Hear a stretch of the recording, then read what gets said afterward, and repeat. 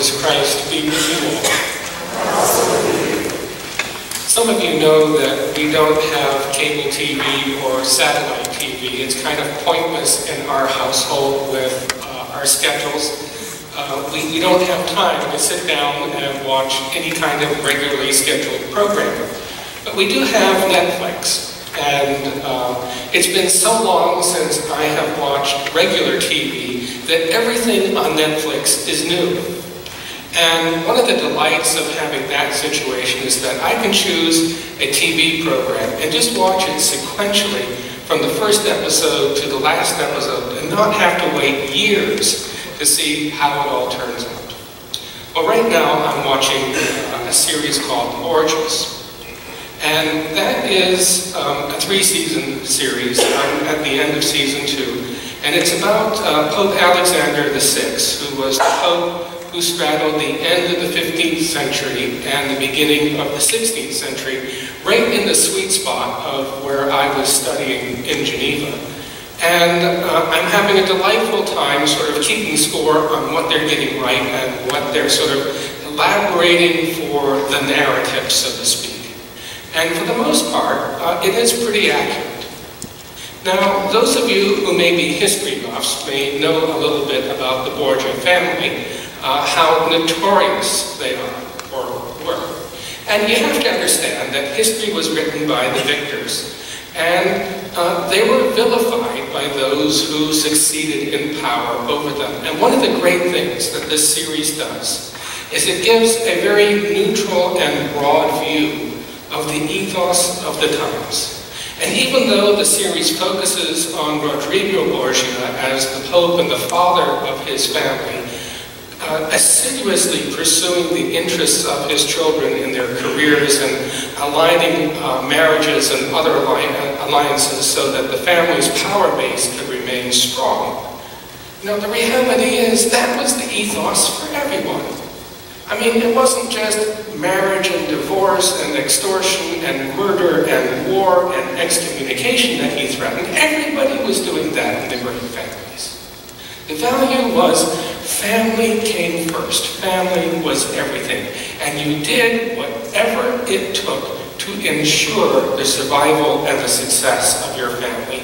And this was culture-wide.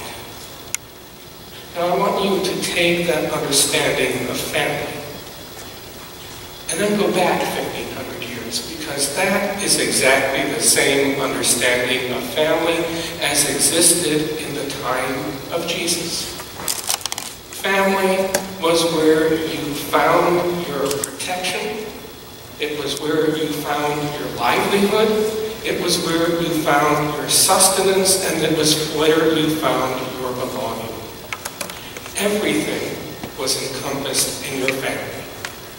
And anyone outside of your family was fair game to manipulate, lie, cheat, steal, whatever, for the ends of the protection and the power base of your own family.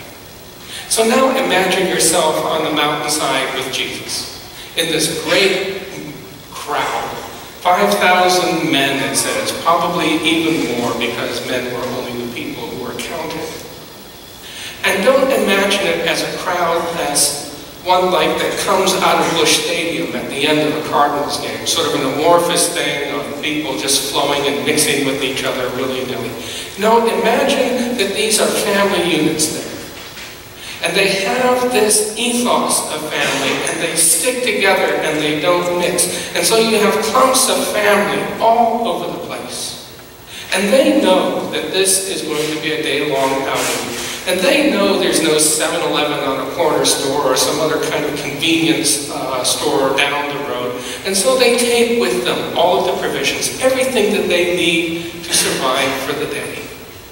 But you know, they're not going to share it with other people outside of the family, because that's not the ethos. And there they are. And Jesus is there talking with them, preaching the entire day. And you know what themes that he is going to bring about. He's going to talk about how wonderful the kingdom of heaven is. and how we could bring it about if we just started sharing with each other and breaking down our walls of hostility and being able to see other people outside of our families as human beings who have value. And I'm sure he goes on and on and on these themes that he repeats again and again so many times. And I imagine that towards the end of the day, there is a tension between what Jesus is saying being built up and the reality of the ethos of those people who were there listening. Yeah, they start getting hungry.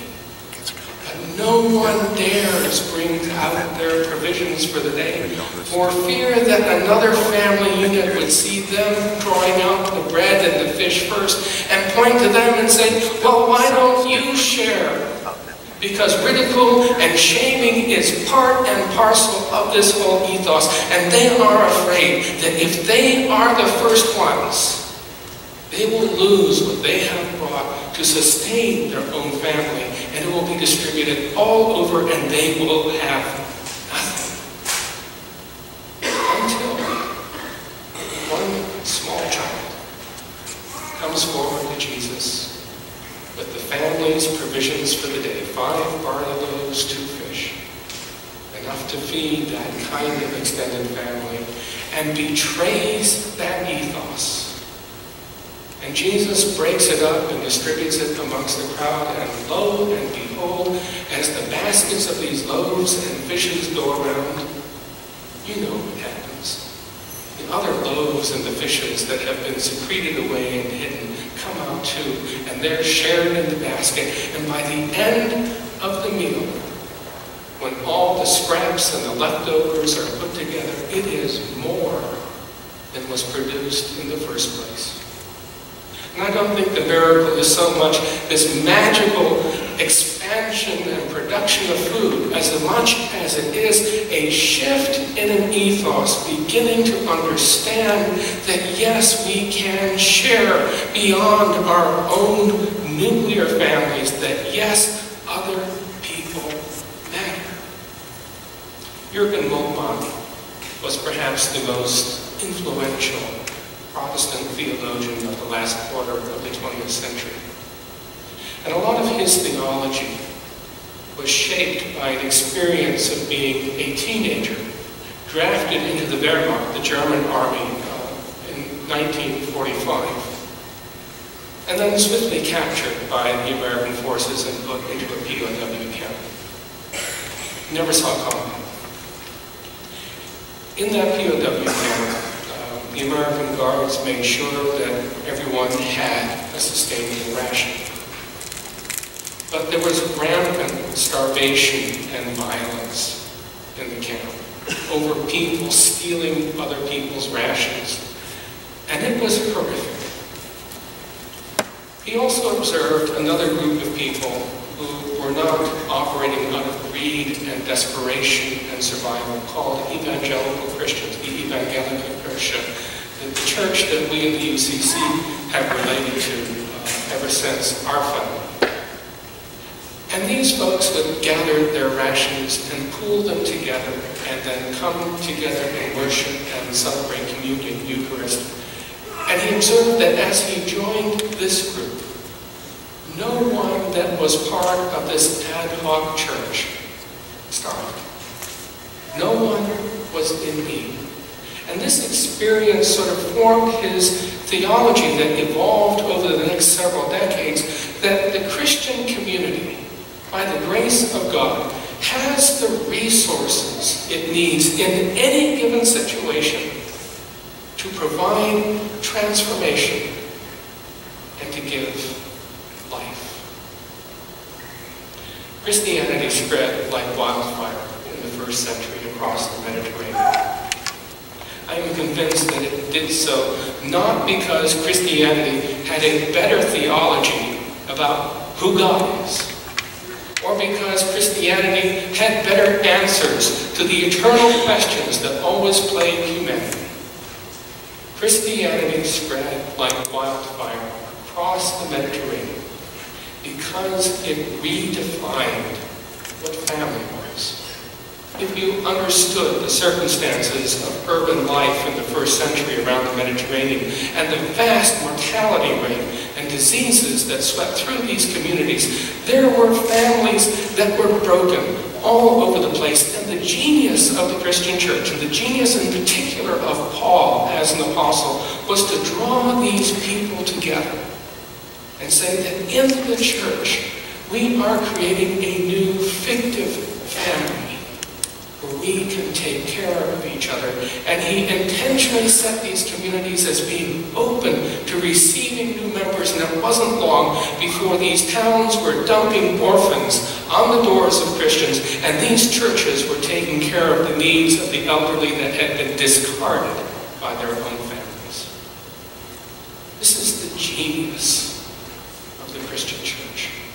And as Christian community and Christian theology developed, we began to develop our understanding that we in the church are to be given over to serve our community, and we can make a difference. We are our brother's keeper. Whatever happens to the least of those among us in our community happens to us. And it is up to us to move and meet those circumstances.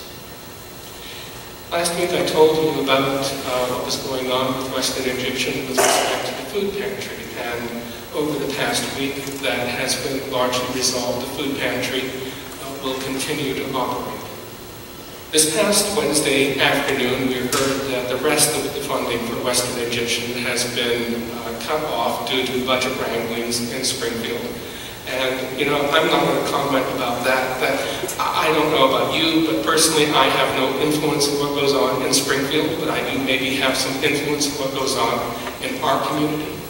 But the reality is that for all intents and purposes, Western Egyptian has ceased to exist within our community for the time being. And that means all senior services are suspended, that Meals on Wheels to those who are homebound and who cannot remain homebound unless they get those meals for medical reasons, that's gone.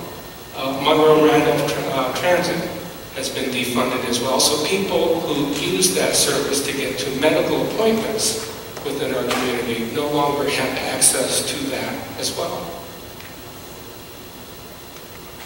What are we going to do about that? This is a huge crisis within our community.